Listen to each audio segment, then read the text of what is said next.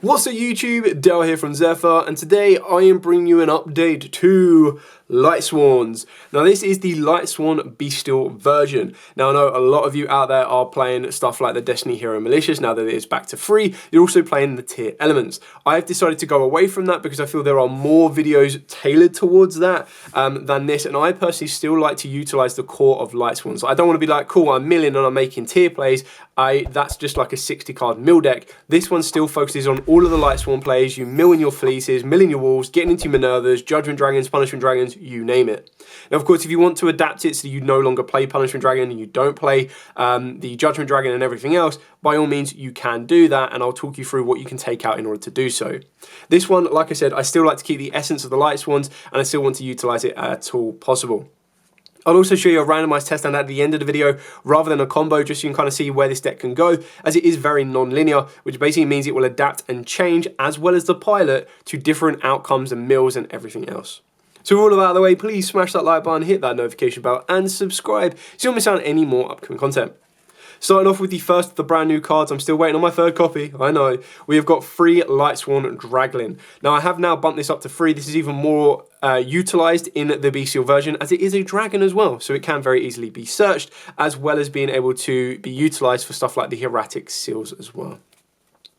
Then the one card that I believe got done incredibly dirty, but I'm also happy about it as well, is Whis. I still think that this is the best new card. Now, obviously, I am a little bit biased because it is, of course, a Dark World related card, but I would have loved to have seen this as a foil. Super rare. I'm so glad it's not a secret rare, which is great, but hopefully a future OTS upgrade. Both of these new cards to the deck are absolutely insane because it gives you additional Lightsworn monsters names in the deck that you want to be running as well, as the ability of being able to put back bricks, send additional cards from deck to the graveyard, and it ultimately leads into the ability or the fact that people are now playing anywhere from 2 to 3 on Felices and Wolves.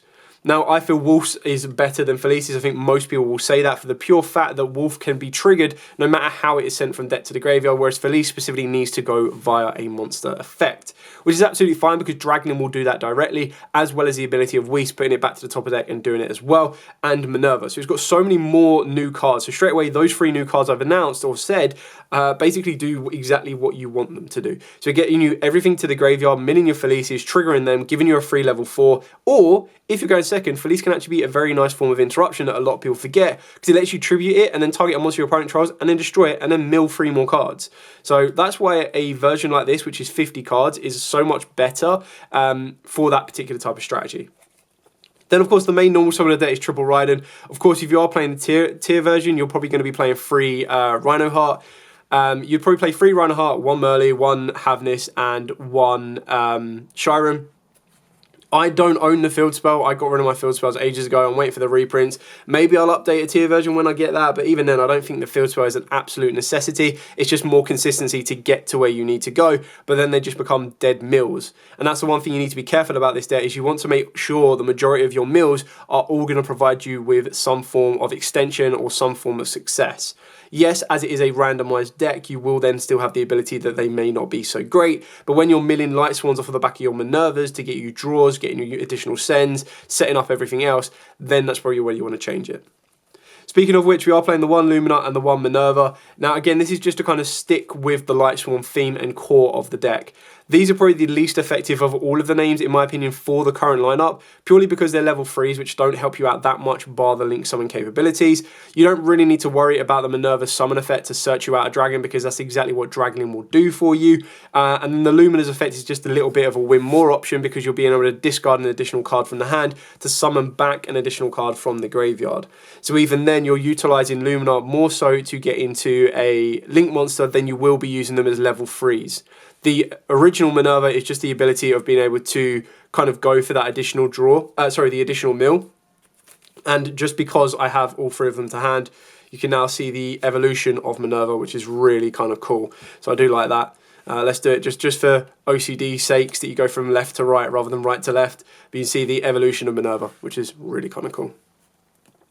So that's pretty much it for the main Lightsworn monsters, and then you turn into your Punishment Dragon and Judgment Dragon. Now, obviously, if you are playing a tier version, if you're playing a Horus version, you're probably not going to be playing these. I do still like Punishment Dragon in this because what a lot of people forget is it is a dragon. So the best thing about that is it does allow it to be tributed for Bystial Lubellion. So if you mill your Lubellions, but you have the access to get to Punishment Dragon, you would then tribute it off and you can summon back your Lubellion. Very nice. Judgment Dragon is just, like, Judgment Dragon is the main original, like the OG main deck boss monster for Lightsworns. Like, it's just that insane. I get it, I understand when people want to make this as consistent as possible and as powerful as possible, you're going to cut these cards because they are less effective. You're also going to take away the new fusion monster because, again, Enlightenment Dragon isn't that effective as a card on its own. Like I said, with this particular build, I'm sticking with a theme of Lightsworn. My focus is Lightsworns. My focus is not mill my deck as much as I can and then play for 20 minutes as I'm spinning everything back. For the rest of the Lightsworn cards, we are playing Triple Charge. This card's nuts. Like, this now counts as the ability of setting up your Draglin and searching a Draglin, as well as setting up your Whis and searching out a Whis. So, great success. Same with Solar Recharge. I don't know about you, but I think 99.999% of the time, when I activate this card, I'm drawing the cards I want to mill, and I'm milling the cards I want to draw. Just is what it is, but the card is so brokenly good. If any other deck in the entire game had this, it said, discard X, draw 2, and then send 2, oh, just dreamland. The one Lightsworn Aegis, I actually really like this. I would have loved this to have been a foil as well, but that's just me being personalised to make this deck foil out. But I really do like this card. The fact that if it's milled from deck in any way, you get to set it, which is really cool. And then you get to target face-up cards your opponent controls up to the number of Lightsworn monsters you control and negate their effects. So again, it kind of rewards you for playing more or leaving more Lightsworns on the board as you end your turn, which I do think is kind of cool because I like the idea of trying to leave some of them on the board, but in modernised Yu-Gi-Oh! You're probably not leaving anything on the board that isn't going to interact with your opponent, so leaving a Minerva or any of the Minervas on the board is going to be, like, less effective. And then for the Bystials, we are playing Triple Bystial Lubellion. Pretty straightforward and simple on this one. Like, you want to be using it to search out everything you want to. You want to hard see this one to then discard it to search out your Magnamute, and then your Magnamute is going to end search and everything else. The best thing about Magnamute is it lets you add back from the grave all the deck. So even if you mill your Druid Swarm or your Saraniers or you want to add back a Lubellion, you can do. The only card you mill that you can't really get back unless you're playing another card that I'll show you in a minute is the Regained. So the other cards that we do play is that we are playing the two Fairy Recyclers in the Keldo and the Medora. Now, the reason for this is being able to mill them can provide you with some forms of interruption during your opponent by being able to spin back cards from their graveyard, deal with stuff like the Promethean Princess as well, and it can also spin back some of those pesky Synchro monsters unless your opponent has made a level 10 Synchro in the Tenpai matchup. But on top of that, it also lets you put back some of your cards you don't want to be milled in the form of stuff like Branded Regain. Alongside the other engine that we are playing is the Nemesis Flag and Corridor. Now again, you don't have to play these. It's just a very easy, very small, searchable engine that gets you to a Colossus. So it adds to your end board going first. Going second, not so effective, but still going second, what it will do is it allows you to get an extender onto the board, link off, get another extender on the board, make a rank 4 Synchro 8, or go into a higher link climb. So they still have utility, and when you're being able to play a card like the Minerva, the Athena, that will banish 4 from your graveyard straight away, you're setting up everything you need. Because let's say you've got this in rotation and you've got these in rotation, you banish 4 straight away. You're putting one back to draw a card, you're putting one back to summon this, and you're putting one back to summon this. So you're recycling all of your banished materials. Of course, you probably want to do that after you successfully summon down a Punishment Dragon, but that is just down to personal preference and how you want to put it into rotation. The other additional monster we play is Free Dangers.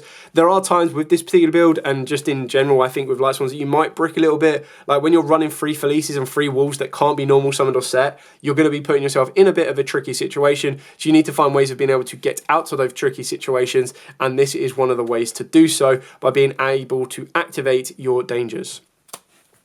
And then, of course, I do still like playing the free Sakitama. Like, this is the best level 4 extender in the game, in my opinion, that doesn't cost you anything. And the fact of the matter is, if you open this up with, like, a couple of other cards in combo, you can actually set yourself up with a Crystal Wing with protection before you even conduct your normal summon. The one thing you want to be doing about this deck is you want to maintain your normal summon. Obviously, your main normal summon will, of course, be Raiden. In the Tier Element version, it will be Rhino Heart. But that's where you want to save it where at all possible. And be able to play cards like the Sakitama is just absolutely invaluable. Then, of course, you've got Trick Clown, one of the best mill cards you could possibly mill. And then I am still playing the Tune-In into the Rev Synchron engine, just because it gives me access to that Crystal Wing. And if you were playing tier elements with the field spell, it can also get you into the Ancient Fairy Dragon. And then you could add in stuff like Chicken Game that I've seen a lot of people do as well. But ultimately, it just gives you another option. The idea is that you're going to go into your Synchro level 7, which will be Michael, and then off of the back of the Michael, you'll then be able to bring back the Rev Synchron, as well as milling a card to get you into a Crystal Wing. So the mill can be good success for you as well, and it also gives you the ability to set up a negate to protect you from the Biru without conducting an additional normal summon. So Sakitama plus Rev Synchron gives you that, and then everything else you play off the back of it is just going to give you more. And the last 3 of power cards you play is Rota, so you've got 4 access to your Raiden. Foolish Burial, this can obviously send you your Lubellion if you need it, but mainly in the Mott, you'll be sending your Wolves in order to trigger that and summon it back. And then, of course, Reasoning basically acts as an additional Foolish Burial or an additional extender. Yes, of course, the majority of your cards you are playing are level 4s, and it does get a little bit risky, but when you're activating this, if they do Foolish Burial at level 4, that could be another Lightsworn name you need in the graveyard in order to summon. Plus, you're playing now with level 6s of the Bystials, that can then even be more of an additional extension should you need to. So that's it for the entire list. It is a 50 card deck. If you do want to take out anything to cut it down to a 40, you'll just do what I've done in my previous builds, and you just don't play the Bystial engine or the Corridor engine, and straight away that takes away 9 cards, so it puts you straight down to 41. Moving on to the extra deck, we'll start with the Synchros. Of course, we do have the brand new Minerva, the Athena, Lightsworn. So this one's insane. The fact that it's a generic level 8 is absolutely mental. And then Lightsworn monsters you control cannot be banished by card effects. So keep in mind it's cards that you control, so it means that they can't Fenrir, which is kind of successful. You can use each of the following effects once per turn. If it is Synchro summoned, you get to send Lightsworn monsters with different types from the deck to the graveyard, up to the number of Lightsworn monsters used as material. So straight away, it doesn't matter what types the monsters were used to make her. She just sends 2 with different types, which gives you Whis, which will give you a revival of one of the materials, and then of course a Felice, which will summon herself. Unfortunately, you can't send Wolf and Felice because they're both Beast Warriors, but that's why you need to send the Whis instead. And then on top of that, you can banish up to 4 Lightsworn monsters from your graveyard, and then send that many cards from the top of the deck to the graveyard. So you can mill anywhere from 1 to 4. It's really cool. I got Michael, and then of course Crystal Wing. I still like playing the Omega just to kind of recycle some of my banished cards as well, as being able to rip a card from my opponent's hand can cause a couple of issues. Yes, of course, you can very easily, if you want to, play the Bystial Magnamute in the extra deck as well, and that's something that I am highly considering. I'm just trying to find the space to do so, and the reason you would do that is because your Magnamute, Bystial Dispatter, and the reason you could do that is because any of your Bystials plus either Felice or your Raiden will get you your Dispatter. So that should definitely be in here, and that's entirely up to you on what you want to take out for it, whether you want to go for Omega. But I didn't want to kind of facilitate the whole double hand loop with the Omega and Dispatter, but you very easily put it in there. I'll probably, I'll tell you what, I know what you can cut from that. I'll say that for in a second. So for the Link monsters, we are playing 3 Link 2s in the form of IP Masquerena, Hieratic Seals of Heavenly Spheres, and SP Little Knight. So because I'm playing a little bit more defensively, I would probably put 2 of my dragons into the Hieratic Seals. But the idea is that you'll be able to put the Hieratic Seals in there. The only thing you've got to be a little bit careful of is this will take out your extra monster zone, which then means it's a little bit more difficult for you to build up your monsters you need to in order to get to an Appaloosa, which provides you with that form of negate. And then IP SP is pretty standard, and then of course Appaloosa is what you need nowadays in order to deal with a Nibiru. And then for the XYZs, and then I'll finish off with the fusion. So for the XYZs, we've got the 1 Minerva, I've got the 1 Infernal Flame Banshee, and this is purely to get you into your flag and then lead you into a corridor. You don't have to play this. Like, if you're not playing this, then you don't play this, because then you're not really playing the corridor and flag engine. And then when you take these out, that's your Bystial Dispatter, so it really is up to you. And then the other rank 4s that I'm playing is the 1 Daguerres, the 1 Baguska, and the 1 Exton. So Exton is probably the one you could very easily take out for your Dispatter. But I still like how easy this is to get. Like, literally, you just go Sakitama plus any of your level 4 extenders, overlay into this, use the effect, nuke the board, and then continue to make your plays. So that could very easily become your Dispatter if you want to, or of course Daguerres could become Dispatter, really is up to you. And the last one is the Enlightenment Dragon. This could also become Dispatter, but this is just mainly me forcing this in here so I can be like, hey, it's still Lightsworn, do not take Lightsworns away, leave Lightsworns as they are. But yeah, I mean, it really does come down to personal preference on how you want to play the deck. I've got no issues if you want to play the tier version, and if you want to play the Horus version. I've just tried to maintain this as a Lightsworn version. A lot of people say, oh, look, I'm playing Lightsworn tier. And I'm like, are you? And it's like, yeah, so I'm playing 10 Lightsworn cards, and then the remaining 50 cards on my deck is Tears, Horus, Mallies, Deniers, and everything else. I'm like, so is it really a Lightsworn deck, or are you just playing a 60-card mill deck? Anyway, I still enjoy this deck. I really do like what it does. And now what I'm going to do is I'm going to show you a randomized test stand so you can kind of see how it works together in order to show you the different outcomes and different variations, and then walk you through in as much depth and detail so you can see where it starts and how it could possibly end. So the best way to showcase to you what this profile can do is to show you a randomized test hand. And if you want to see more of this in more depth and detail, then by all means, please smash that like button. And if it gets above 50 likes, I will bring that for you. Now, the best thing about this deck is it's non-linear, which means it will adapt on the varying outcomes that can happen, stuff like your mills being a little bit different. And that's what makes the deck so good, is it does make you think a little bit more. It's not as simple as following a straight line of 1 to 2 to 3 to 4 to 5. It's more so like a 1 to a 3, goes back to a 2, goes up to a 5, and bounces all over the place, which is really kind of fun, but it can be a little bit of a headache as you play through it.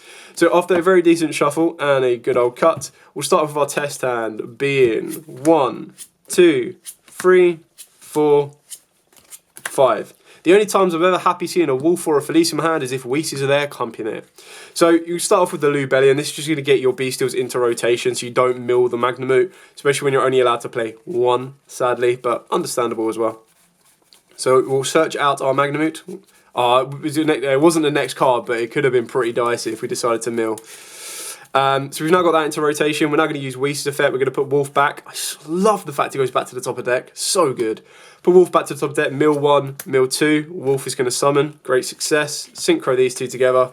Now, of course, you can XYZ if you want to. I prefer to synchro first because the Minerva's now going to be able to set me up my flags and everything else. So we'll now use Minerva's effect because we used 2 monsters. We can send 2 with different types from deck to grave. Now, I always like to send, you can send your Lightsworn Draglin, but I always like to send Felice, which is our Beast Warrior, and then I send a Whis, which is our Fiend. And in doing so, Felice will summon itself back, and the Whis will trigger to summon back the Wolf. So this is instantly going to give you access to a Minerva XYZ if you want to, or a Flame Banshee if you want to get Nemesis Flag into rotation. Keeping in mind that Minerva, the Athena Lightsworn, pretty much sets up your flag and corridor play all in one go anyway.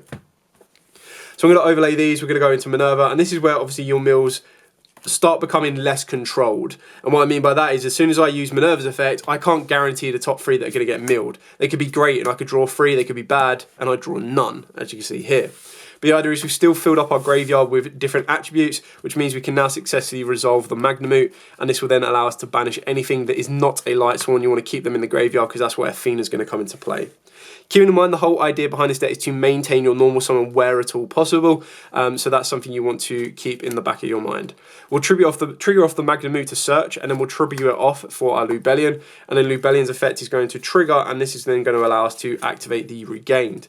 Now the reason that's important is when we banish off a Minerva, we can actually put the monsters back and then go from there. So it only lets you target one of them, but it doesn't let you put them back into rotation, which is really quite important as well. Plus, the best thing about Lubellion, it's a level 8 and it's a dragon, so you can also tribute off your punishment dragon if you do get it to the board as well.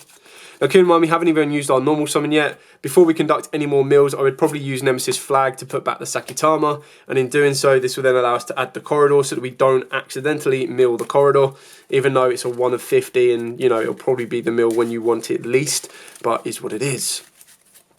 So now we've got the flag to the board, you now have the option if you wanted to start link climbing even higher, but you want to make sure you use the Minerva's effect first because that will then set up and facilitate your corridor, as well as giving you an additional draw, and like I said, maintain your normal for the Rodan.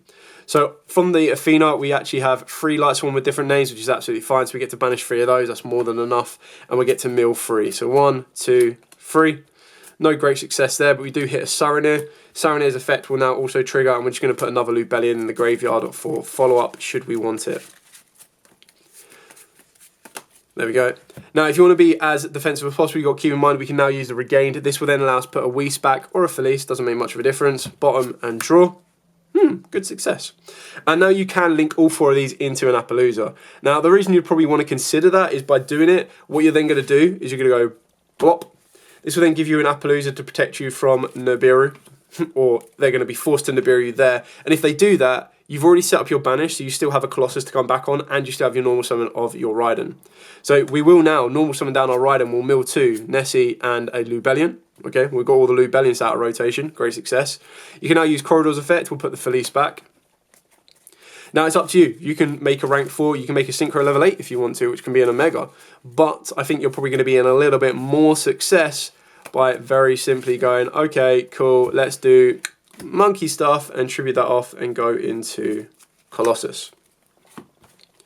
So obviously the mills will dictate how the board ends. Like if we milled more walls, we would have been able to go further. But at the very least, what you're pretty much setting up here is during your opponent's turn, you've got Druid Swarm. Not to mention in the end phase, you can also trigger off or resolve the Magnamute. And to be honest, because I've milled them, I'm probably just going to add back the Saronir from the graveyard. Great success. So now what this means is during my opponent's turn, I will use Saronir or Druid Swarm, doesn't make much of a difference, banish the Magnamute for the regained. Regain will then trigger to put the Magnamute back and let me draw one more card. Okay. Obviously they can't search because they're under Colossus. There's a full negate Apo on the board. Of course I could have made this a little bit less and just gone for an IP to synchro off. Link off, sorry. But then you've still got the ability of a Druid Swarm, which can also banish and summon down. They're still under a Colossus. They've got very little that they can actually do off the back of this. And then on the crackback, this has then got a Trick Clown, not ideal, but I've still got, if they leave Raiden on the board, Raiden will mill. Obviously I've got to mill 2 more off the end phase as well, which probably would have been Trick Clown and something else. And then we would have drawn off regained. So even better. But the idea is you still now got this board set up. You've got everything banished. You've still got your Bystials that are now going to be in rotation. You've got regained. If they do activate anything, you can summon one back from the graveyard, which can be a Lubellion, which gives you a bit more defense. You could have kept a Magnamute in rotation and then brought that back. And the best thing is you could have then searched out a Draglin. I could have searched out a Draglin in the end phase for the Saronir. But again, that's just all the variations that you can do with this deck, which is really nice. It's like, do I search out a Draglin for a follow-up, or do I just go and double down with all of my different Bystials in order to disrupt my opponent, which can, again, be very, very important and very, very powerful. Anyway, that's it for the entire profile. I hope this has given you a couple of ideas on your own build, and I hope this test down has been quite informative to show you exactly what you can do and where you can go. Like I said, I love the variation of this deck, the fact that it has so many different outcomes, so many different changes. It really is cool and fun, and it kind of keeps you on your toes, which is what I love the most. Anyway, thank you so much for watching. Don't forget to like, comment, subscribe, share. Till next time, as absolutely always, stay safe and, of course, happy dueling.